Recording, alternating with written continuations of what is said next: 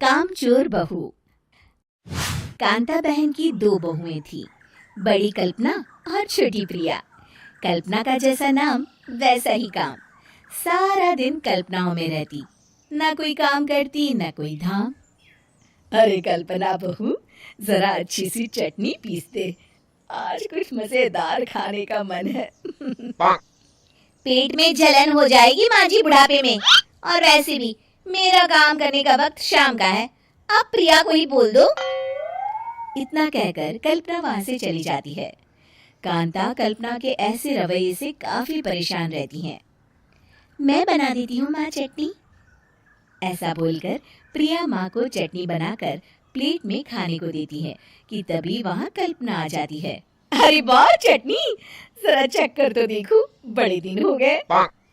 अरे नहीं बहू, तू तो रहने ही दे चटनी खाना, पेट में जलन हो जाएगी।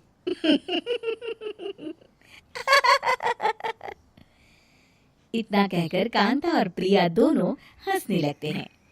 कल्पना सारा दिन या तो मोबाइल में यूट्यूब देखती या फिर सोती रहती।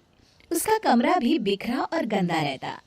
एक दिन कल्पना का पति अशोक उससे कहता है, अरे कल्पना, जानवर भी उस जगह को साफ कर लेता है जहाँ वो बैठता है, तुम तो इंसान हो, कैसे इतने गंदे कमरे में रह लेती हो?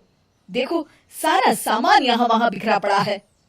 ज्यादा अपनी माँ का बोल ना बोलो। हाँ, कमरा तुम्हारा भी तो है, गंदा लग रहा है तो साफ कर लो।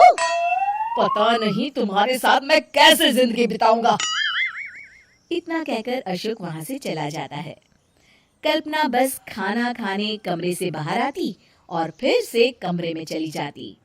इससे कांता बहन काफी परेशान रहती। एक दिन प्रिया कांता से कहती है, माँ, मैं सारा दिन काम करके थक जाती हूँ, आप कल्पना दीदी से कहिए ना कि सुबह और शाम का काम बांट ले, मैं तो अब सिर्फ एक वक्त का ही काम करूँगी। हाँ। अरे तो वो भी ना करना, एक बहू तो कामचोर थी, दूसरी भी आ गई काम ना करने के बहाने लेकर। तभी वहाँ प्रिया का पति रमेश आ जाता है। माँ, मैं देख रहा हूँ भाभी कोई काम नहीं करती, प्रिया सारा दिन घर और रसोई का काम करती है, अब कुछ करो ना माँ। कांता मन में कुछ सोचती है और कल्पना के पास जाती है। कल्पना फोन पर मेकअप करना देख रही होती है। कल्पना, तुम सारा दिन बस मोबाइल देखती हो, घर का कोई काम भी कर लिया करो। प्रिया सारा दिन काम करके थक जाती है, आज से मैंने फैसला किया है, एक वक्त का काम तुम करोगी, सुबह का खाना तुम बनाओगी और रात का प्रिया। आप लोगों ने काम को हवा बना रखा है। अरे पता नहीं थोड़ा सा ज्यादा काम करने में आप लोग घबरा क्यों जाते हैं। और हाँ, बहुत ज्यादा प्रिया की तारीफ मत करिए मेरे सामने, बड़ी बहू तो मैं ही रहूंगी। मैं कुछ नहीं जानती, कल सुबह मुझे वक्त से खाना चाहिए, रसोई में आ जाना, वरना कल से तुझे खाना नहीं मिलेगा। अगली सुबह कल्पना रसोई में नहीं आती है। वो देर से सोकर उठती है और बाहर आकर कहती है, अरे भूख लगी है, आज खाने में क्या है? इतनी देर हो गई, आज किसी ने मुझे उठाया भी नहीं, पता नहीं कहाँ है सब। कल्पना को घर में कोई नहीं दिखता। वो रसोई की तरफ जाती है जहाँ बड़ा सा ताला लगा होता है। अरे रसोई में ताला! ओ, मैं तो भूल ही गई थी, माँ ने आज से सुबह का खाना मुझे बनाने को कहा था। हे भगवान, इतने लोगों का खाना बनाना क्या आसान है। तभी घर के सारे सदस्य बाहर से वापस आते हैं। वाह माँ जी, मजा आ गया छोले भटूरे खाकर। मेरे मुंह में तो अभी भी स्वाद आ रहा है। अरे कल्पना, तेरे भरोसे रहते तो हम तो भूखे ही रह जाते। कल्पना को बहुत गुस्सा आ जाता है। अब बहुत हो गया, आज से मैं अपनी रसोई अलग कर रही हूँ, मैं अपना खाना खुद बना लिया करूंगी। कल्पना अपनी रसोई अलग कर लेती है, पर आए दिन उसका देर से उठना और काम न करने की आदत से वो भूखी ही रह जाती थी। उसी के सामने घर के लोग अच्छे अच्छे पकवान खाते और कामचोर कल्पना को जैसे तैसे ही खाना बनाकर खाना पड़ता। पर एक दिन तो हद ही हो गई।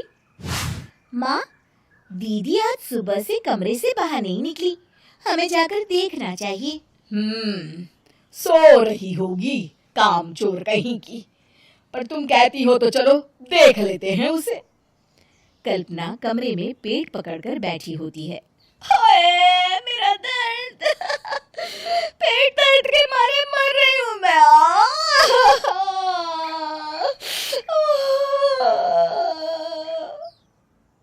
अरे दीदी, क्या हुआ? पेट में दर्द क्यों हो रहा है? डॉक्टर को दिखाया आपने? माँ, कल्पना खड़ी होती है और माँ जी के पास आती है। मुझे माफ कर दीजिए, अब से मैं सारे काम में मदद करूंगी, कभी आलस और काम चोरी नहीं करूंगी। हाँ हाँ, वो तो ठीक है, लेकिन अचानक क्या हो गया जो तू काम करने को तैयार हो गई? कामचोर कल्पना। माँ, लगातार बासी और उल्टा पुल्टा खाना खाने के कारण मेरे पेट में इन्फेक्शन हो गया है। काम न करना पड़े इसलिए मैं 2 दिन का खाना एक दिन ही बना लेती थी। बासी और खराब खाना खाने के कारण लेने के देने पड़ गए। पेट में दर्द हो रहा है। चलो अच्छा हुआ, देर आए दुरुस्त आए।